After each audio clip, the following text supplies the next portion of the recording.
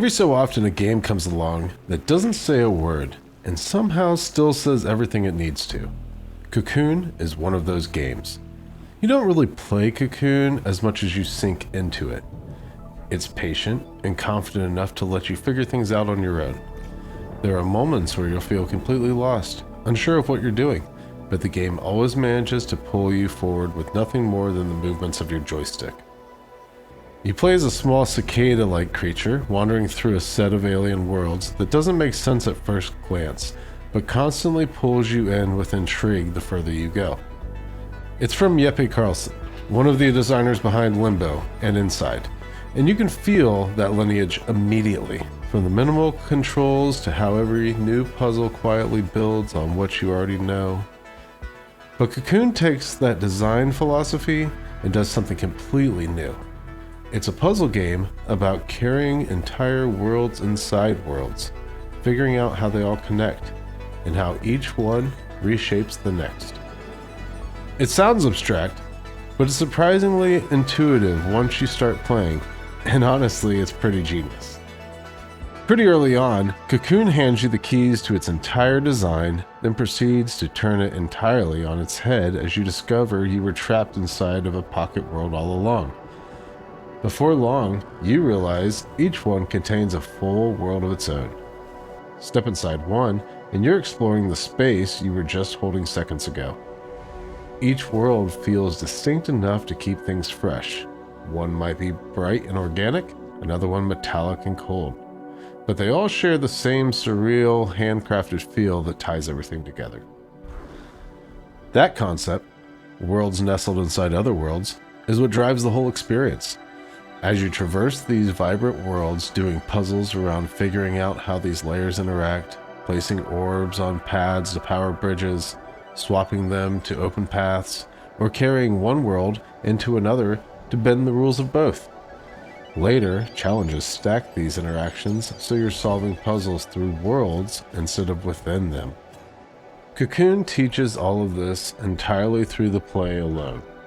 You observe, experiment, fail, and eventually something clicks, or you're left there stretching for 5 minutes until you have that eureka moment. Early puzzles are brisk and clever, but by the back half, repetition starts to creep in. The solution remains logical, yet the structure, move orb, open gate, backtrack can wear thin and turn unengaging when things turn too easy. It's never broken, but the novelty of the concept fades a bit more than I care to admit. I've never been someone who plays a lot of puzzle games, and most lose me after an hour. Either they get too abstract, or they make me feel like I'm trying to solve the puzzle on tonight's Final Jeopardy. But Cocoon just hits different. Even when I was stuck, I never felt like I was doing something wrong. It gives you the space to breathe, to think at your own pace, and that's oddly comforting. You keep going because you want to see what the next little spark of understanding feels like.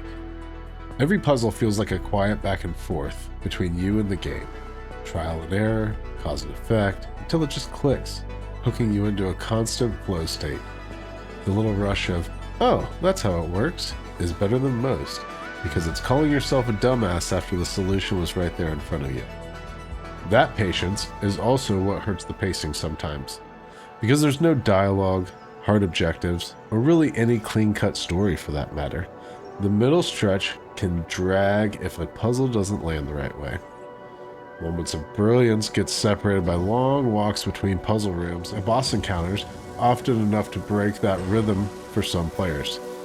Though I found boss encounters offered a nice break in between constant puzzles, even if it felt like the game really didn't need them in the first place. It only lasts around 5 hours or so, which feels about right. Long enough for the idea to unfold, but short enough that it doesn't overstay its welcome.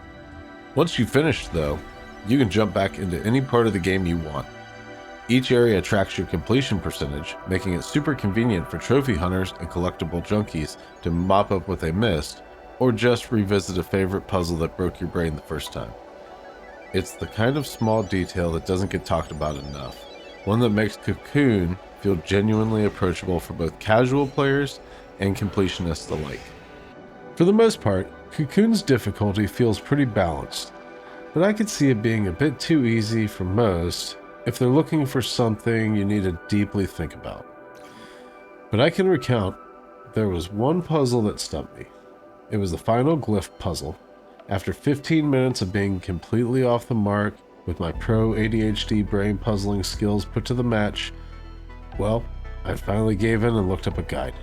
Even after seeing the answer, I honestly don't think I ever would have made it without pure chance. Cocoon is one of the most creative puzzle games I've ever had the pleasure of playing.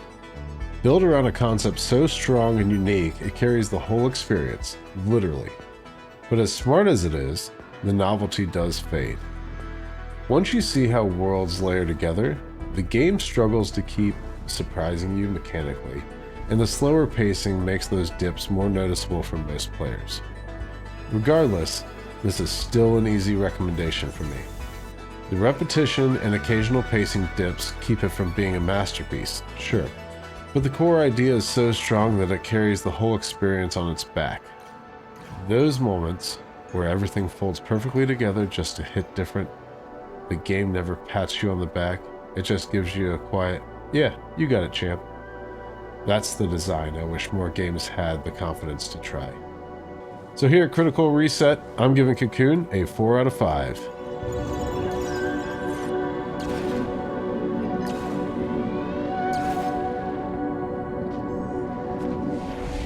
I'm Seedless Soul. This is Critical Reset, where every game gets a second look.